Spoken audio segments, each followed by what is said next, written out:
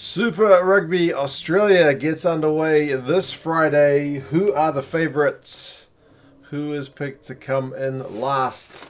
Who's showing it actually? I had to look for the broadcasters just to double check. I'll go over that in a minute as well. Firstly though, apologies. Force fans, I do not yet have a magnet for your team. I will certainly be making one up shortly. And I do not yet have a hat for your team. But again, I'm trying to work on that as well.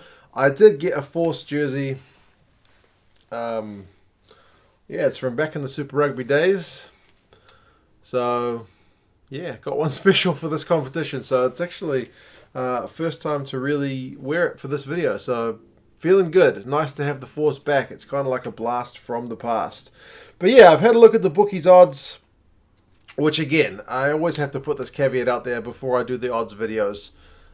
Odds and predictions are different things. But you can kind of, get a general feel for where the teams are ranked to go. So bookies are always out there to make money first and foremost, and then the way they do their odds is just kind of a byproduct of that. So yes, I'll go over the odds. I've taken the odds, converted them into a percentage. So out of 100%, where does each team rank in terms of chance? And you guys can let me know what you reckon. Coming in as the fifth favourite in Super Rugby Australia is the team that I think will be a lot of people's maybe second favourite, or at least if you're a neutral, maybe the team you'll back. And it's the Force. The Force are given a 7.1%. I have to do my dots big because they never show up on camera. 7.1% chance of winning Super Rugby Australia. For those of you who like a flutter, that is $12. So that's how much they're paying to win. They have been playing since Super Rugby disbanded. They've had a few players come back from Europe to play for them in this competition, so that's a bit of good news. But they haven't been playing any Super Rugby teams, at least in competitive conditions, for a few years now. So I will be curious to see where they're at. I'm sure they've got a fair few faces who I have never seen before, so I'm keen to see. I would say I was keen to see how the crowds are going to go, but as far as I'm aware, they're still limited to 10,000, and they're not having any games in Victoria, as far as I'm aware, due to a recent kind of resurgence in COVID cases. But the Force are the ultimate underdog in this one. But as I said, probably be a lot of people's sweetheart, because they want to see this team come back and show everyone a thing or two, I'm pretty sure. Next, after the Force, are the Waratahs. They are given a 12.2% chance of doing anything in Super Rugby Australia. For those of you who are familiar, that's $7 they are paying.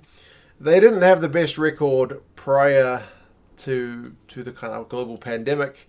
They were 1 win and 5 losses, which was good enough for 14th spot, one above 15th, who were the Sunwolves.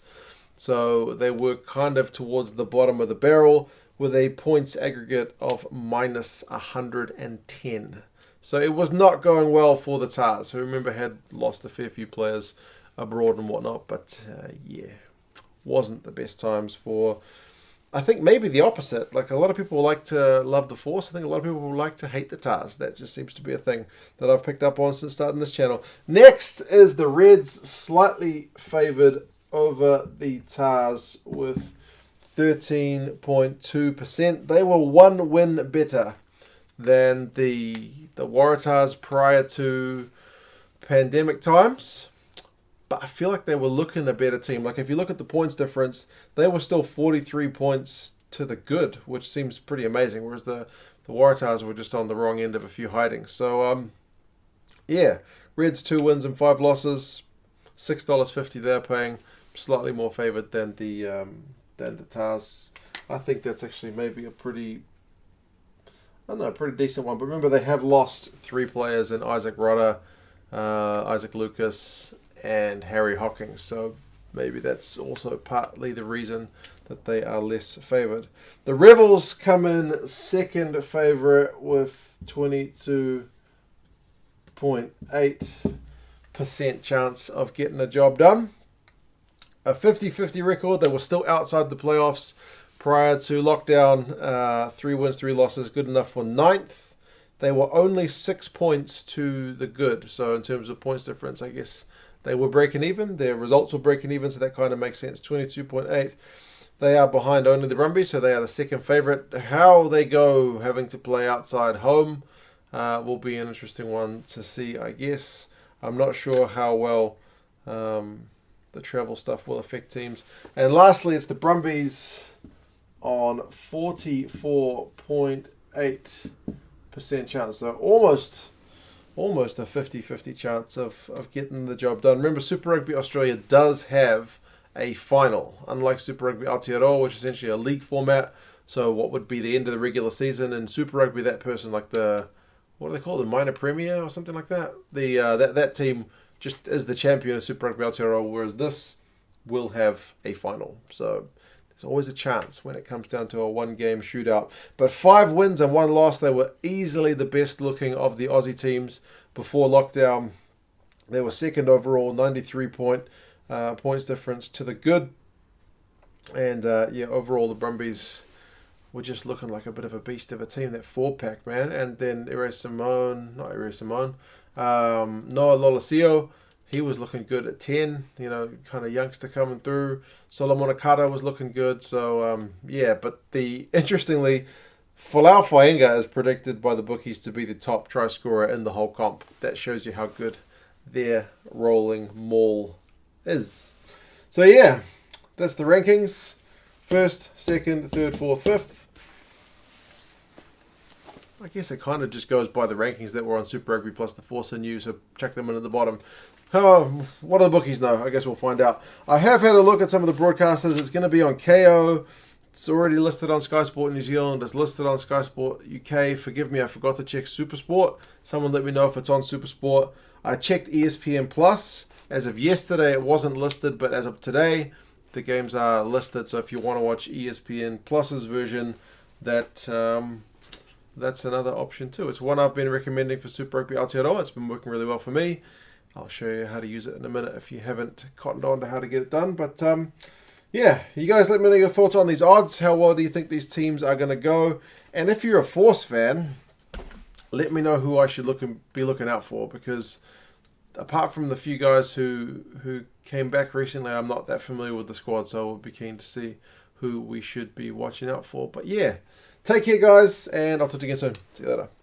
Right, guys, so if you want to get on ESPN Plus to watch Super Rugby Aotearoa and Super Rugby Australia, which is coming soon, I'm using ExpressVPN, which you can see once you've installed, you basically pick a place in America, like I've got San Francisco, and click Connect. It's pretty much that simple. Once you're in America and you go to ESPN Plus page on ESPN.com, there's a sign-in option or sign-up option. It's $4.99 a month, which is, as I've mentioned before, the reason why I think this service is worth checking out, especially if you've already got a VPN. But if you don't have a VPN, check out the link in the description. That's ExpressVPN. They got different offers there. 30-day money-back guarantee if you just want to give it a try for a month. But essentially, once you've connected to America, you can create your account here. So unlike Kayo, it doesn't require a phone number. You just got to go with your email address, name, and password. So it's pretty straightforward. Once you've done that, then you can open, I've already signed in before, you can open up your ESPN Plus account, which has there's loads of other sports on offer. Like there seems to be championship rugby, not rugby, soccer. There's UFC. There's like these short movies, or short, like this Bruce Lee one seems to be like, I don't know, hour and 37 minutes. So, if you want to check out Bruce Lee while you're there, that's an option. But the thing you're here for is essentially the rugby. Go to the search bar, type in rugby, and the only rugby which is upcoming is you've got your Super Rugby from Australia and your Super Rugby from New Zealand. Just a quick note, the ones which have ESPN Plus or down here, those are the ones you want.